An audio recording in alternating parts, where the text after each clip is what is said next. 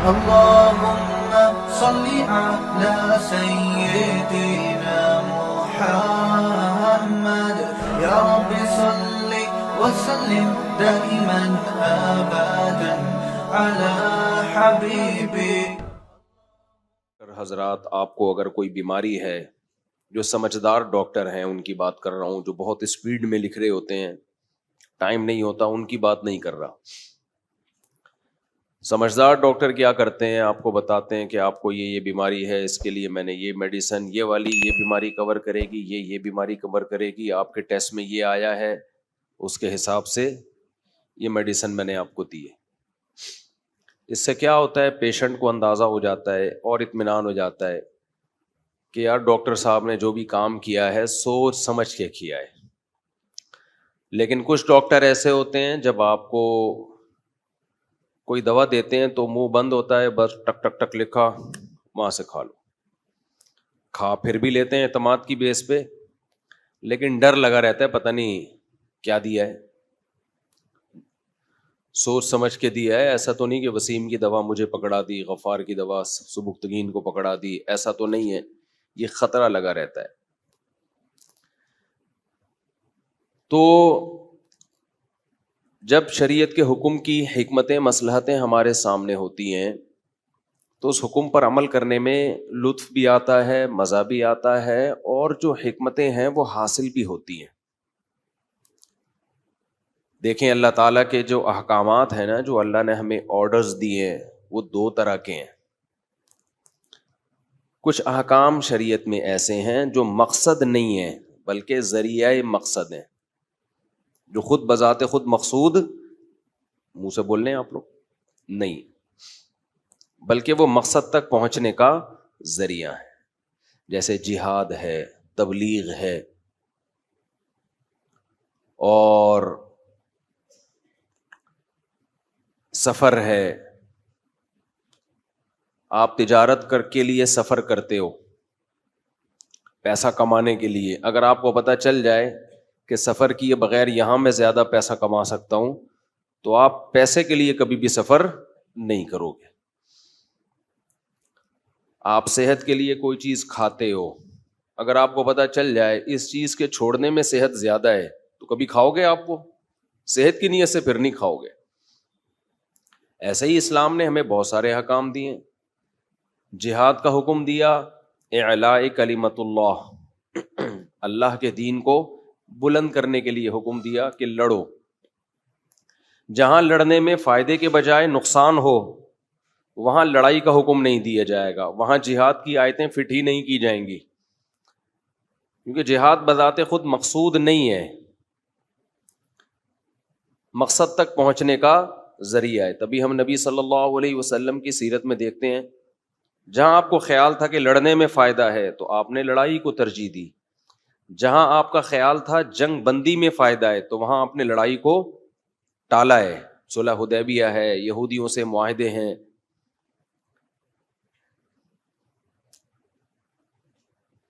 تبلیغ کا بھی ایسا ہی ہے. بعض دفعہ تبلیغ بجائے فائدے کے نقصان دے رہی ہوتی ہے. سامنے والا غصے میں ہے، وہ بات سننا نہیں چاہتا، آپ اس کو مسلط ہو کے نصیحت کر رہے ہیں، وہ کلمہ کفر زبان سے نکالنے لگتا ہے. تو ایسے موقع پہ کہا جائے گا بھائی مت کرو تبلیغ. اب وہ کہے نہیں تبلیغ تو فرض ہے. بھائی تبلیغ بذات خود مقصود نہیں ہے، اس کا مقصد ہے لوگوں کو ہدایت ملے. جب یہی عمل ہدایت کے بجائے گمراہی کا ذریعہ بن رہا ہے تو یہ عمل تھوڑی مقصد ہے، مقصد تو کام ہے. ہمارے یہاں بہت ساری چیزیں کسی کام کو پیش نظر رکھ کر شروع کی جاتی ہیں، پھر کام سائڈ پہ ہو جاتا ہے، وہ ذریعہ مقصد بن جاتا ہے.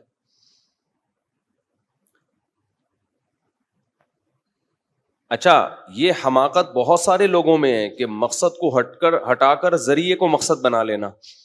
پیسہ مقصد ہے سہولت کا، کہ آپ کی لائف کیسے گزرے، سہولت سے گزرے، مزے سے گزرے.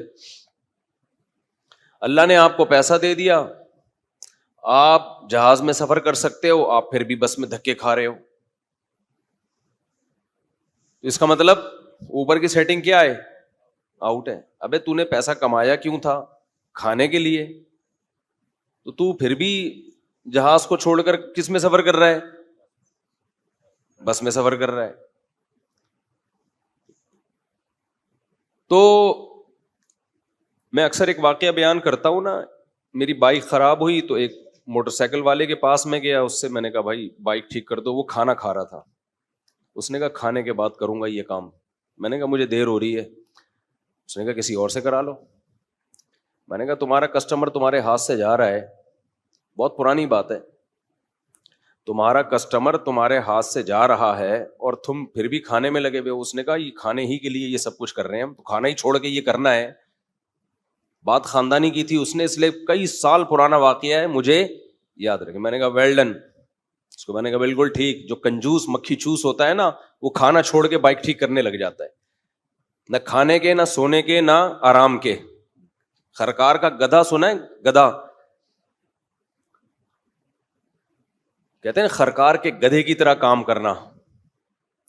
تو ایسے ہی بعض لوگ پیسوں کی ہوس میں اتنا آگے نکل جاتے ہیں کہ وہ یہ سمجھتے ہیں کہ پیسہ بذات خود مقصود ہے.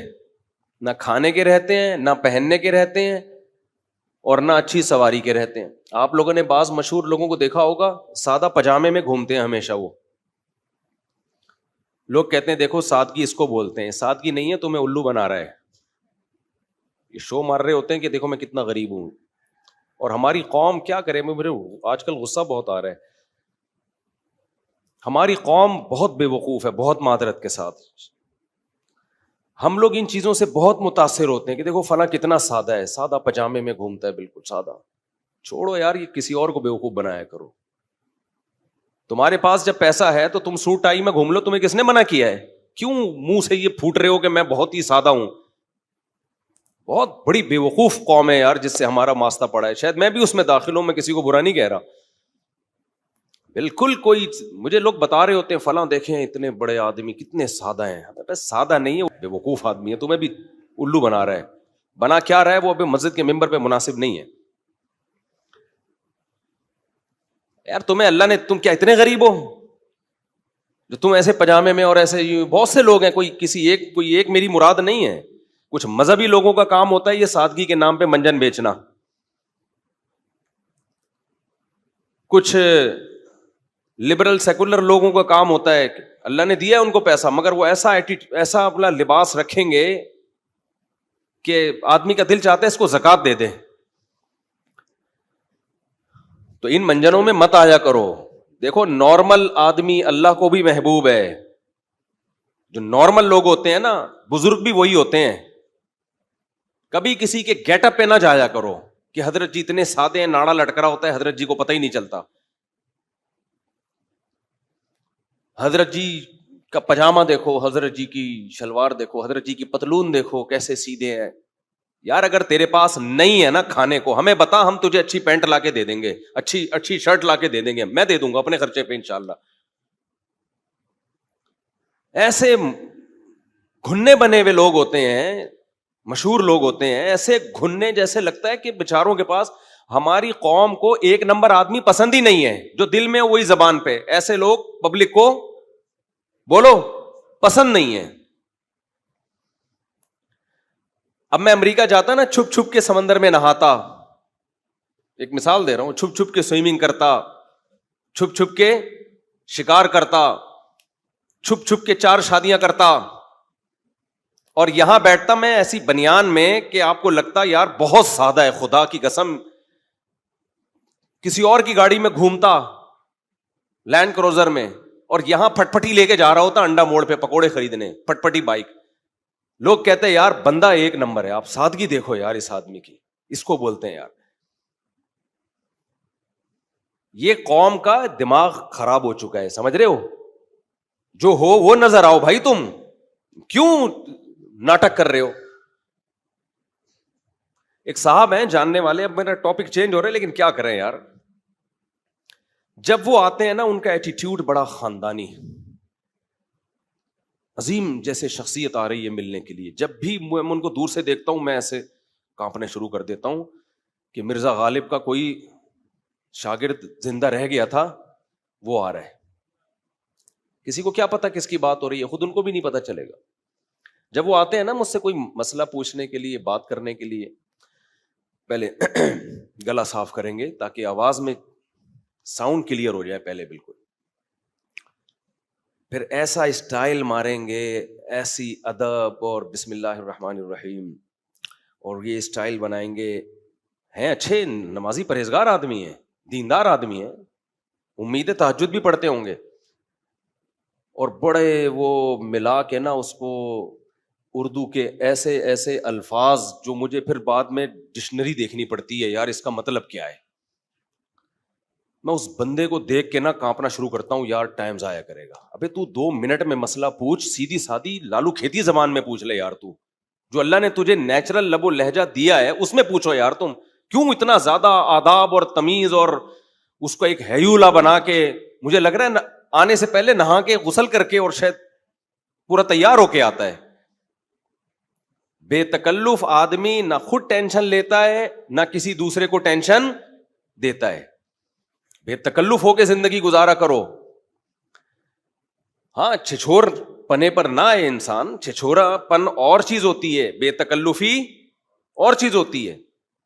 اور جو اللہ نے تمہیں جیسی مالی حیثیت دی ہے ویسی ہی نظر آؤ. بولو ہم یہی ہیں جو ہیں، ٹوٹل یہی ہیں ہم. جس نے آنا ہے عقیدت کرے، نہیں تو دفع ہو جائے یہاں سے، بھاڑ میں جائے. لوگوں کے دل میں اپنی محبت بٹھانے کے لیے، اپنی عقیدت بٹھانے کے لیے اپنا لائف اسٹائل چینج کر لینا، اپنی چال کو چینج کر لینا، بات چیت کا انداز چینج کر لینا. ما انا من المتکلفین، نبی صلی اللہ علیہ وسلم کو اللہ نے فرمایا کہ آپ ان کو کہہ دیجئے میں تکلف کرنے والا نہیں ہوں. کل شیء خرج عن حدہ رجع الی ضدہ، ہر چیز جو حد سے تجاوز کرتی ہے نا وہ اپنے اپوزٹ کی طرف لوٹ آتی ہے. کیا مطلب؟ ایک ہوتی ہے تواضع، عاجزی، بعض لوگوں میں ہوتی ہے، اچھی بات ہے. حد سے تجاوز کرے گی نا تو یہ تکبر ہے، یہ شو بازی ہے. دیکھنے میں لگے گا عاجز، حقیقت میں شو باز ہوگا، تکبر ہوگا، بڑا بننے کا شوق ہوگا، تبھی نارمل روٹین سے ہٹ کے تواضع دکھا رہا ہوگا. میں ایک دعوت میں گیا تو ایک صاحب مجھ سے بہت عقیدت، اتنی محبت. میں نے کہا کچھ زیادہ ہو گئی ہے. مجھے لگا کہ یہ نا 2 نمبر آدمی ہے. میں جب کھانا کھا کے چھوڑ رہا ہوں تو جھوٹا، میری پلیٹ میں جو جھوٹا بچا ہوا ہے وہ کھا رہا ہے، انگلیاں چاٹ رہی ہوں. چلو تجھے مجھ سے عقیدت ہوگی. ایک اور بزرگ بیٹھے ہوئے تھے، ان کے نوالا بچ گیا، ان کی پلیٹ لے کے انگلیاں چاٹ رہے. پھر ایک اور بزرگ ان کی. میں نے کہا یہ 2 نمبر آدمی ہے. اتنا نیک آج کل مارکیٹ میں شارٹ ہے. یہ ہے حد سے زیادہ عقیدت بڑی ہوئی، یہ 2 نمبر ہے، کیش کرا رہا ہے. بعض دفعہ میں کسی ملک میں جاتا ہوں نا تو جیسے ہی میں گیا ہوں گا ایک دم میرا بیگ ایک بندہ لے لے گا، آپ بیگ کائنڈلی یہ شاپر مجھے دے دیں، کائنڈلی یہ جوتے یہ پہن لیں، آپ یہ والے جوتے آپ ہمیں دے دیں. تو اس میں مخلص لوگ بھی ہوتے ہیں، لیکن میرے ایک دم کان جو ہے نا کھڑے ہو جاتے ہیں، اللہ خیر کرے. ابے تو نہیں کر، چھوڑ دے، نہ جان نہ پہچان. بعد میں سارے کی بات نہیں کر رہا، کسی نے آپ کو میرا بیگ کندھے میں لے کے گھومتے ہوئے دیکھا ہو، لیکن میں ہوشیار ضرور ہو جاتا ہوں. 50% چانس ہوتا ہے کہ یہ بندہ کیش کرائے گا ہمیں. نارمل رہا کرو میرے بھائی. اب بات کہاں سے کہاں چلی گئی. نارمل لوگ صحیح ہوتے ہیں. یہ جو گیٹ اپ ویٹ اپ بنا کے کچھ لوگ منجن بیچ رہے ہوتے ہیں نا، غریبوں والا گیٹ اپ بنا کے پٹ پٹی پہ گھوم رہے ہوتے ہیں کہ جی دیکھو ہمارے حضرت اتنے سادے ہیں. اگر تم واقعی غریب ہو تو ٹھیک ہے بھائی، غریب نہیں ہو تم خرید سکتے ہو تو کیوں گھوم رہا ہے پٹ پٹی پہ؟ کیوں ایسا تو نے کپڑے پہنے ہوئے ہیں جو لگ رہا ہے کسی سے زکات سے لے کے تجھے پہنا دیے گئے. ایک اور بات بڑی زبردست ذہن میں آئی تھی، کھوپڑی سے ہی نکل گئی وہ بات. تو وما انا من المتکلفین، اللہ کو تکلف کرنے والے پسند نہیں ہے. اچھا اسی میں ایک اور بات بھی ہے، کچھ لوگ اخلاق کا لبادہ اوڑھ لیتے ہیں، بہت ہی اچھے اخلاق. یقیناً بہت اچھے اخلاق ہونے چاہیے، لیکن نارمل ہونا چاہیے انسان کو اس میں بھی. سمجھ رہے ہیں؟ یہ جو بہت زیادہ اچھے اخلاق ہو گئے نا، یہ کوئی افورڈ نہیں کر سکتا اس زمانے میں. اللہ میاں نے انسان کو غصہ دیا ہے، کسی کام کے لیے دیا ہے نا، یا بلا وجہ دے دیا؟ بولو بھائی. کیوں غصہ دیا ہے؟ غصے میں انسان میں ایک انرجی آ جاتی ہے، وہ اپنے اوپر ظلم ہونے سے، کمزور ہونے کے باوجود طاقت آ جاتی ہے اس میں، اور سامنے والا طاقتور ہونے کے باوجود اس سے ڈرنے لگتا ہے. سامنے والا طاقتور ہونے، غصے میں نا جب آپ مظلوم ہوتے اور غصہ آ جائے تو ایک انرجی پیدا ہو جاتی ہے آپ کے اندر، سامنے والا ڈر جاتا ہے پتہ نہیں کیا ہو جائے گا. یہ نیچرل ہے، یہ اللہ نے آپ کے اندر آپ کے ڈیفenس کے لیے رکھا ہے.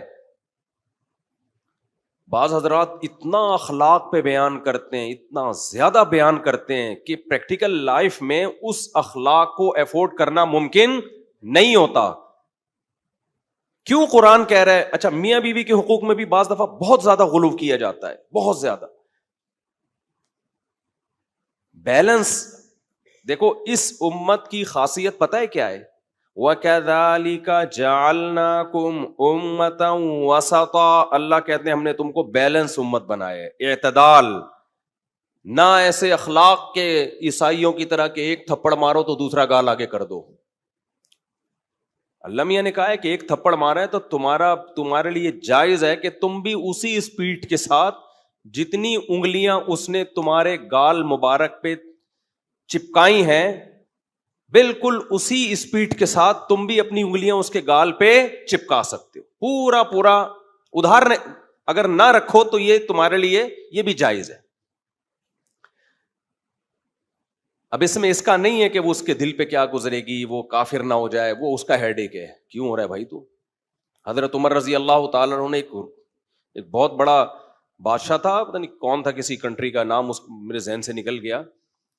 اس نے کسی ادنا سے صحابی کے ساتھ کوئی زیادتی کر لی. حضرت عمر نے فرمایا قصاص لیں گے تم سے، بدلہ ہے بھائی اس کا. اس نے کہا میں اتنا بڑا آدمی؟ انہوں نے کہا بھائی جتنے بھی بڑے ہو. وہ مرتد ہو کے بھاگ گیا. اب ہمارے یہاں کچھ صوفی مزاج لوتے نا، کہتے دیکھو یار معاف کر دیتے اچھا تھا، اتنا بڑا آدمی مرتد ہو گیا، معاف کر دیتے. بھائی وہ کرنا اس کا کام ہے جس کے ساتھ ظلم کیا ہے. وہ معاف کرے، اس کو یہ بھی اختیار ہے، نہ کرے اس کو یہ بھی اختیار ہے. اس کا مرتد ہونا نہ ہونا یہ ایسا عمل نہیں ہے کہ اس کی وجہ سے ہم اس کے ساتھ شریعت میں رعایت کر دیں گے.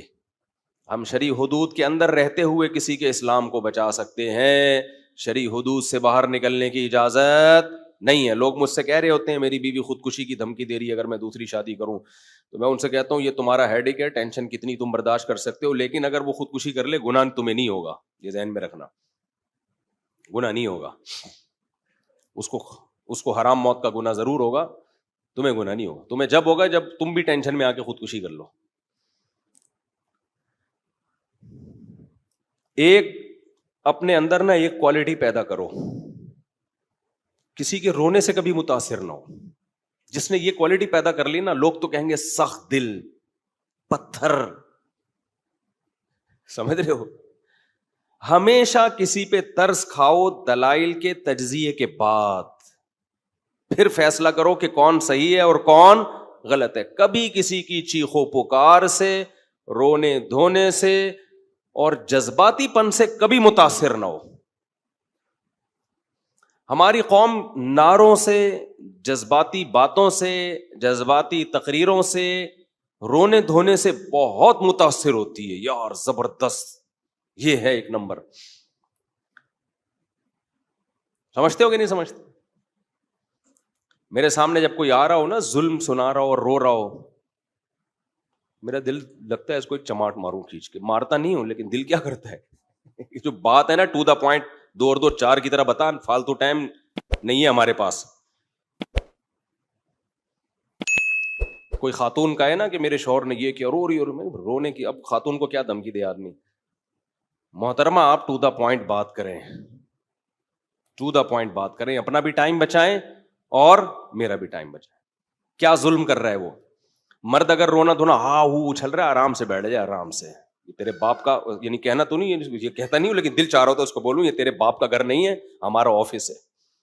آرام سے، آرام سے، تمیز. کہتا نہیں ہوں، یہ اسٹائل نہیں ہوتا میرا، اتنے بھی بدتمیز نہیں ہم. تو آرام سے جو ٹو دا پوائنٹ بات ہے جو پوچھی جائے وہ بتائیں، یا تو ہمیں بڑھانا بناتے ہیں. تو یہ جو اخلاق کی بھی بات ہے، دیکھو اللہ تعالیٰ نے اب آج کل لبرل اور سیکولر لوگ میاں بیوی کو جوڑنے کے لیے نا ایک تحریک چلا رہے ہیں، محبت سے رہو، محبت سے رہو، محبت سے رہو، محبت سے رہو، ایک دوسرے کی رسپیکٹ، ایک دوسرے کی عزت. اتنا زیادہ اس کو کچھ مذہبی لوگوں نے بھی اس کو اتنا پروموٹ کیا ہے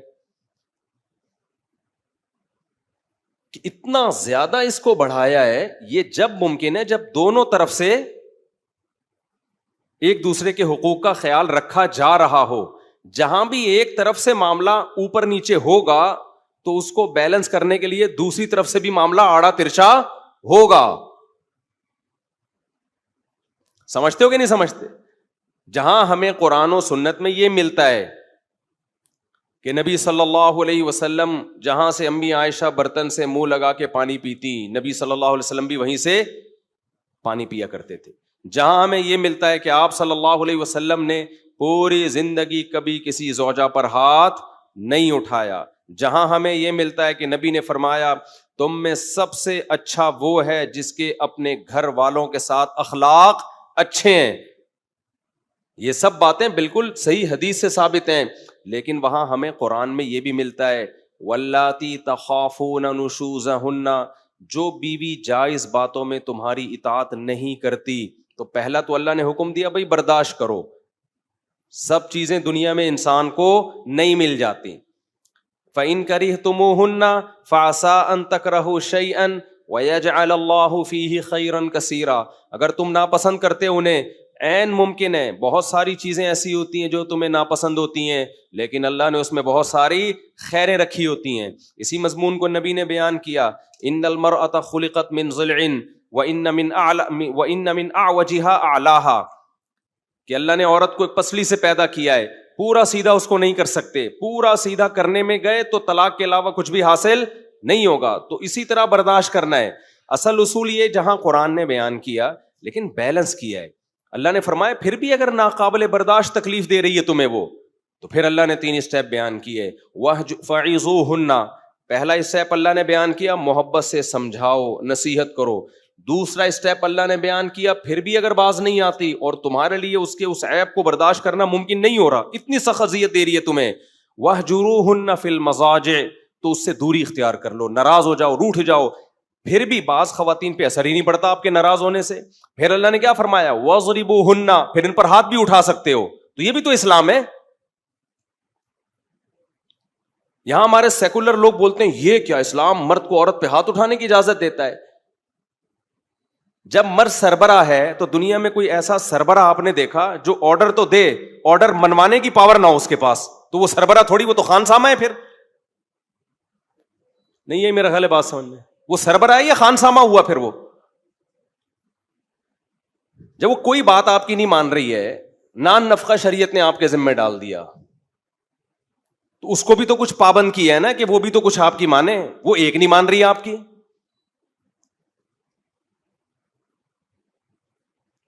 طلاق دینے میں آپ کو پتا ہے کہ آج کل کیا ہوتا ہے؟ پہلے بھی بہت کچھ ہوتا تھا، آج کل تو ایسا بیڑا غرق ہوتا ہے مرد کا بھی عورت کا بھی. تو سیکولر لبرل لوگوں کے پاس اس کا کوئی حل نہیں ہے. وہ کہتے ہیں برداشت کرو. یہ ایسی باتیں ہیں جو گراؤنڈ ریئلٹی سے میچ نہیں کرتی. کہتے ہیں اچھا آدمی ہوئی ہے، ایک عیسائی سے میرا مناظرہ ہوا پادری سے، میں نے کہا عورت یہ کر رہی ہو، کیا کرے گا؟ کہنے برداشت کرے. میں نے کہا اللہ کے بندے وہ بات کر جو کامن سینس کی ہو. آپ کے ماں باپ کو گالیاں دے رہی ہے وہ، آپ کیا برداشت کرو؟ تو بس وہ برداشت ایسا نہیں ہے بھائی.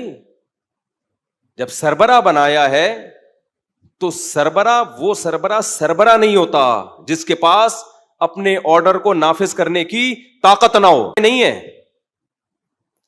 لہذا جن کو اچھی عورتیں مل گئیں ان کے تو مزے ہیں، جن کو تھوڑی سی آڑی ترچھی ملی وہ تو بیڑا غرق. وہ کہتا ہے یار میں خان سامہ زیادہ اچھا تھا، میں صاحب کے یہاں ملازمت کرتا تھا، وہاں بھی دہی انڈے آلو ٹماٹر لے کر آتا تھا، صاحب بھی میری نہیں سنتے تھے، ٹائم پہ تنخواہ دیتے تھے. یہاں تو تنخواہ بھی میں ہی دے رہا ہوں، اس کو خرچہ بھی میں ہی دے رہا ہوں، اور خانسامہ بھی کون بنا ہوا ہے؟ میں بنا ہوا ہوں. تو یہ کہنے کی حد تک بہت زبردست باتیں گراؤنڈ ریئلٹی سے میچ بولو نہیں کرتی ہیں یہ. اس لیے ہم لوگوں سے یہ کہتے ہیں کہ بھائی سب سے اچھے اخلاق والا وہ ہے جس کے اپنے گھر میں سب سے اچھے اخلاق ہیں. نبی دعوت پہ گئے ہیں تو فرمایا کہ میری زوجہ کو بھی بلاؤ گے تو دعوت پہ جاؤں گا ورنہ نہیں. یہ نبی کا اصل حکم یہی ہے. لیکن ساری انگلیاں برابر نہیں ہوتی, ساری انگلیاں برابر نہیں ہوتی ہیں. اس سے تو خاندانی نظام ٹوٹے گا, خاندانی نظام تباہ و برباد ہوگا, جو کہ ہو رہا ہے. تو اس لیے جہاں بچی کو رخصت کر کے گھر سے بھیجو نا, اسے یہ بھی سکھاؤ, جہاں اپنے بیٹے کو سکھاؤ کہ یہ بیوی کے حقوق ہیں, وہاں اپنی بیٹی کو بھی سکھا دو کہ بیٹا شوہر جب تمہیں کوئی بات کہے گا نا جو جائز مطالبہ ہو, تم نے پورا کرنا ہے, نہیں کیا اس کو سختی کی اجازت ہے. پھر روتے ہوئے نا آنا گھر میں. میرے سامنے جب کیس آتا ہے نا, عورتیں یہ بہت چیختی ہیں, میرے میاں نے مجھ پہ ہاتھ اٹھایا ہے, ہاتھ اٹھایا ہے. اکثر ہمارے اسکالر ایک دم جذباتی ہو جاتے ہیں ایسے موقع پہ, اور جو ثالثی کا کردار کر رہے ہوتے ہیں ایک دم ایکسائٹڈ ہو جاتے ہیں, یار وہ مرد کا بچہ نہیں ہے جو عورت پہ ہاتھ اٹھائے, انتہائی درجے کا کمینہ ہے. بھائی پہلے بیان تو سنو, کس بات پہ ہاتھ اٹھایا ہے, دوسری طرف کا بیان تو سنو. آپ بیان سنے بغیر آپ ایک دم کیسے فیصلہ کر رہے ہو؟ ایک صاحب نے اسی طرح کا, بھائی ہاتھ تو بنتا ہی نہیں ہے, ہاتھ اٹھانے کا تو, میں نے کہا واقعی نہیں بنتا, ہاتھ اٹھانا کوئی شریف لوگوں کا کام نہیں ہے, ہم بھی یہ بات مانتے ہیں, اچھے لوگوں کا کام نہیں ہے کمزوروں پہ ہاتھ اٹھانا. لیکن اسپیسیفک جب بھی کوئی کیس آئے, ہماری سوسائٹی میں کیا ہوتا ہے, ذرا سا کہیں آ گیا نا ہاتھ اٹھایا ہے, بس مرد ہمیشہ کے لیے ذلیل ہو جاتا ہے. کوئی پوچھنے والا نہیں ہے اس سے کہ بھائی کیوں اٹھایا, کیا ہوا, نہیں جی یہ بندہ ہی 2 نمبر ہے. اس کا نتیجہ یہ نکلتا ہے مرد پھر بیوی کے غلام بن کے زندگی گزارتے ہیں. اور اس کے بعد پتہ ہے کیا ہوتا ہے, ایسا نہیں ہوتا کہ وہ غلام بن جائیں, پریکٹیکلی مرد غلام بن ہی نہیں سکتا, وہ کمپرومائز کر لیتا ہے کہ ٹھیک ہے, وہ پھر ادھر ادھر جا کے منہ مارتا ہے, وہ پھر اس سے دل لگانا چھوڑ دیتا ہے, کہتا ہے جاؤ خرچہ پانی لو, دفعہ یہاں سے. ہمارے ایک ریلیٹیو کا کیس آیا سامنے, تو چونکہ وہ میرے سامنے ہی شادی ہوئی, سارے حالات میں جانتا ہوں, وہ اتنا زیادہ ان کی بیوی بد اخلاقی, بعض عورتیں بہت زیادہ خراب زبان کی ہوتی ہیں, جیسے بعض مرد بھی ہوتے ہیں. اب لوگ کہتے ہیں مرد ہے تو عورت کیا کرے گی, سربراہ پہ کبھی نہیں ہاتھ اٹھایا جاتا, خوب سمجھ لو. آپ کا باس غلط سلوک کر رہا ہے, آپ ہاتھ اٹھاؤ گے اس پہ, یہ نیچرل نہیں ہے. انگریز فطرت سے ہٹ گیا ہے. جس قوم نے ہومو سیکسولیٹی کی اجازت دے دی, آپ اس سے پوچھو گے کہ فطرت کیا ہے, وہ تو کہیں گے مرد اور عورت برابر ہیں. اگر مرد کو یہ رائٹ ہے کہ انتہائی شدید ضرورت میں عورت پہ ہاتھ اٹھائے تو کہتے ہیں پھر عورت کو بھی رائٹ ہے. ہم کہتے ہیں نہیں, عورت کے پاس یہ رائٹ نہیں ہے. دنیا میں کہیں بھی ایکوالٹی کی بیس پہ کوئی کنٹری نہیں چلتا, تو کوئی گھر چل سکتا ہے؟ بولو ہے بھائی, کوئی گھر چل سکتا ہے مساوات کی بیس پہ؟ دنیا میں کوئی ایسا ملک دیکھا جہاں سربراہ کو تو اجازت ہو کہ ماتحتوں کو پنشمنٹ کرے, ماتحتوں کو بھی اجازت ہو کہ سربراہ کے سر پہ جب چاہے ڈنڈا مار دیں جا کے؟ کبھی دیکھا آپ نے؟ اور سارے برابر ہوں, سب کے سیم حقوق ہوں, وہاں ایس ایچ او اور ڈی ایس پی میں فرق ہی نہ ہو. کبھی دیکھا آپ نے؟ نہیں جی, ڈی ایس پی تو ڈانٹ سکتا ہے ایس ایچ او کو, ایس ایچ او کیوں نہیں ڈانٹ سکتا؟ اس کا بھی وہی سیم حق ہے. بھائی تھانے کا سارا سیٹ اپ کیا ہو جائے گا؟ بولو نا, برباد. جب بھی کوئی کہا کرے نا مرد اور عورت برابر ہیں انسانیت کی روح سے, تو آپ ان سے بولا کرو ایس ایچ او اور ڈی ایس پی برابر ہے ایز اے انسان, ٹھیک ہے نا. وزیر اعظم اور عوام برابر ہیں ایز اے انسان, صدر مملکت اور پبلک برابر ہے ایز اے انسان, بریگیڈیئر اور میجر برابر ہیں ایز اے انسان. لہذا بریگیڈیئر کو بھی اپنے ماتحت فوجیوں پہ کوئی سختی کی اجازت نہیں ہے, اور اگر ہے تو پھر ماتحت فوجیوں کو بھی اجازت ہے, وہ بھی جب چاہے بریگیڈیئر سے اٹھک بیٹھک لگوا لیں. وہ بولیں بریگیڈیئر صاحب آپ نے آرڈر غلط دیا تھا, 10 ڈپس لگاؤ یہاں پہ. دنیا میں ایسا پاگل کوئی نہیں ہوتا جیسے یہ سیکولر اور لبرل لوگ فضول قسم کی باتیں کرتے ہیں اور گھروں کا بیڑا غرق کر رہے ہیں. یہ تو اخلاق کی ایک لمٹ ہے بھائی, وہ تمیز سے زندگی گزارو نارمل. میں تو سب کو یہی کہتا ہوں بھائی, میں جتنا آپ کو میڈیا پہ نظر آ رہا ہوں نا اتنے اچھے اخلاق والا کوشش کرتا ہوں اتنا ہی ہوں, لیکن ہماری بھی کیا ہے, ایک لمٹ ہے. اس کے بعد پھر ہم سے بھی آپ بدتمیزی ہی توقع رکھیے گا, ہم ربڑ کے لوہے کے بنے ہوئے انسان نہیں ہیں. تو اللہ میاں نے اجازت دی ایسے موقع پہ. اگر مرد اگر ظلم کر رہا ہے تو پھر اس کا حکم یہ ہے کہ بھائی خلا کا مطالبہ کرو, یا تو اس کے ساتھ رہو یا اس سے علیحدگی کا مطالبہ کرو, نہیں رہنا ایسے آدمی کے ساتھ, یہ ٹھیک ہے. اب خواتین کہتی ہیں کہاں جائیں گے ایسے آدمی کو چھوڑ کر, تو یہ میرا قصور نہیں ہے, یہ اس بات کا قصور ہے کہ سوسائٹی میں تعدد زوجات کا رواج نہیں ہے, جس کی وجہ سے رشتے مارکیٹ سے شارٹ. یہ اسلام کا قصور نہیں ہے. صحابہ کے دور میں ایسا ہوتا تھا, عورت نے خلا لیا, ادھر 10 رشتے اس کے لیے لائن میں کھڑے ہوتے تھے. اب عورت مجبور ہے, ظالم آدمی کو برداشت کر رہی ہے جیسے تیسے ہو, تو کیوں برداشت کر رہی ہے؟ اس کو پتا ہے طلاق لی اس سے تو کہیں بھی نہیں رہیں گے, تو وہ چرسی بھی کو بھی برداشت کر رہی ہے, شرابی کو بھی برداشت کر رہی ہے.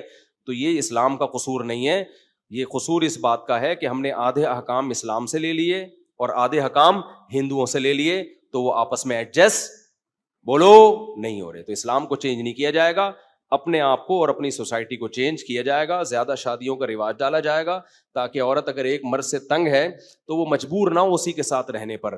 یہ نہیں کہا جائے گا کہ جیسے میاں ہاتھ اٹھا سکتے ہیں تم بھی تھپڑ مار سکتے, نہ یہ نہیں ہو سکتا. سو یہ کہا جائے گا بھائی اگر یہ ظالم ہے, حقوق ادا کرنے پر آمادہ نہیں ہے, یا تو کمپرومائز کرو یا اس سے علیحدگی لو. علیحدگی کے لیے اس کو آمادہ کیا جائے گا, اس کے بہت سارے طریقے ہیں, وہ بھی میرا ٹاپک نہیں ہے. تو علیحدگی کے بعد 20 رشتے تمہارے لیے لائن میں کھڑے ہوں گے, جہاں چاہو کرو. صحابہ کے دور میں طلاق یافتہ عورت کی 10 دفعہ شادی ہو سکتی تھی, بیوہ عورت کی 20 دفعہ شادی ہو سکتی تھی, ان کے لیے رشتوں کا کبھی کوئی مسئلہ کھڑا نہیں ہوا. ہمارے یہاں عورت کو پتا ہے, میں ایسی عورتوں کو جانتا ہوں نامرد آدمی ہیں, پتا ہے کبھی بھی زندگی میں اولاد نہیں ہوگی, 20 سال اس نامرد کے ساتھ گزارا کیے کہ اللہ اللہ کر کے تو شادی ہوئی تھی, اب اگر اس سے ڈیورس لی ہم نے تو جائیں گے کہاں ہم, طلاق کا دھبا لگے گا. اور پھر اس کا صلہ اس بیچاری عورت کو یہ ملا کہ 20 سال کے بعد اسی مرد نے شک کرنا شروع کر دیا کہ یہ اتنی عافیت کے ساتھ میرے ساتھ 20 سال گزار کیسے دیے, ایسے تو نہیں اس کے غلط تعلقات ہیں, یعنی اس کی وفا کا یہ صلہ دیا اس کو. سمجھتے ہو کہ نہیں سمجھتے ہو؟ تو سوسائٹی کا وہ حل اصلاح کا بتاؤ جو اسلام نے دیا ہے, جو فطرت سے میچ کرتا ہے. کہیں بھی لمٹ کو کراس کرنے کی کوشش مت کرو, سمجھتے ہو؟ تو اس طرح کا نا لوگ, تو ہم نے وہ اخلاق بولا ہی نہیں ہے جو ہم افورڈ نہ کر سکتے.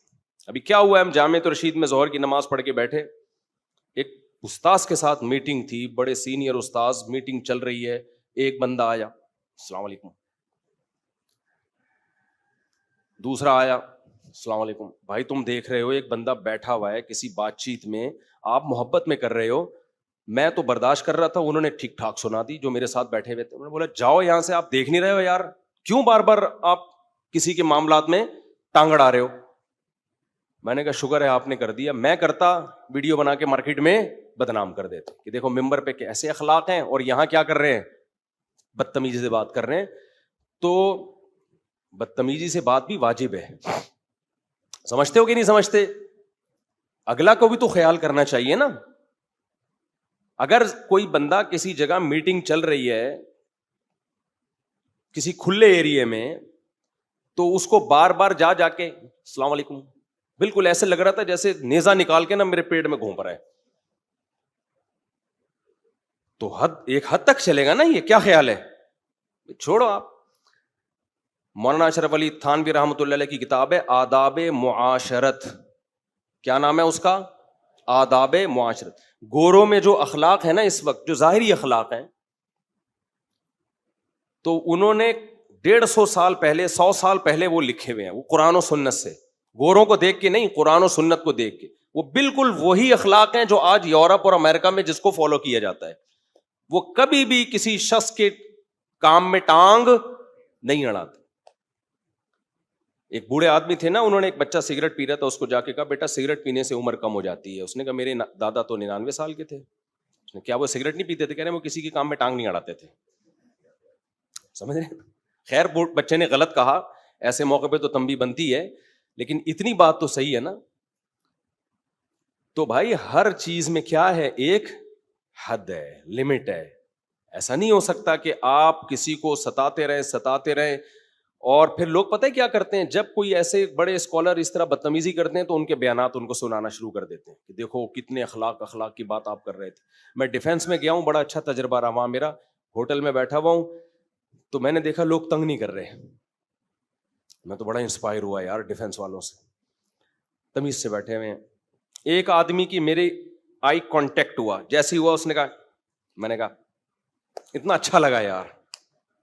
وہ بھی جب آئی کانٹیکٹ ہوا نا مسکرائے, ہم بھی مسکرائے, کیونکہ اتنی تمیز سے بڑے عرصے کے بعد بیٹھنا نصیب ہوا تھا, تو اس کی مسکراہٹ پہ دل چاہ رہا تھا کہ 1000 مسکراہٹیں قربان کر دو. اسٹائل تھا نا اس بندے کا, نہیں چھیڑا اس نے نا, حالانکہ فین تھا, عقیدت مندوں میں سے تھا, آ کے بیٹھا, اس کو پتا ہے یار یہ کسی اپنے کام سے آئے ہیں, ان کو تمیز سے یہاں بیٹھنے دو. بیٹھے ہوئے گپ شپ ہو رہی ہے, ہم بھی یوں یوں وہ بھی یوں یوں. اچانک آئی کانٹیکٹ, آدھے گھنٹے بعد میں نے کہا ویل ڈن. جو مسکراہٹ تھی نا, میرا دل چاہ رہا تھا میں جا کے اس کو گلے ملوں, خاندانی آدمی. تو خیر یہ کہاں سے کہاں بات چلی گئی میرے بھائی. تو یہ جو لمٹ ہے نا ہر چیز میں, تواضع میں لمٹ ہونی چاہیے, سمجھتے ہو؟ اخلاص میں بھی کیا ہونی چاہیے؟ لمٹ.